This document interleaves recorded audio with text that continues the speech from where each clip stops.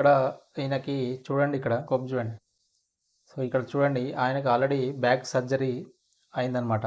Pain మళ్ళీ తిరిగి మళ్ళీ వచ్చింది. ఈ సమస్య ఎప్పుడు సర్జరీ అయిందో ఒకసారి అడిగి తెలుసుకుందాం. సర్జరీ ఎప్పుడైందండి? సార్ 3 ఏళ్ళు అవుతుంది సార్. ఏ సంవత్సరంలో అయింది? 2022లో అనుకుంటా సార్. మరి అది సర్జరీ అయిన తర్వాత ఎలా ఉంది? సర్జరీ అయిన కానీ 3 మంత్స్ అటు బాగుంది సార్. ఇంకా 3 మంత్స్ నుంచి మళ్ళీ అలాగే ప్రాబ్లం ఉన్నది. మళ్ళీ పెయిన్ వచ్చింది? అవును సార్. అప్పటి నుంచి మరి సఫర్ అయితేనే ఉన్నారా? అయితేనే ఉన్నది సార్.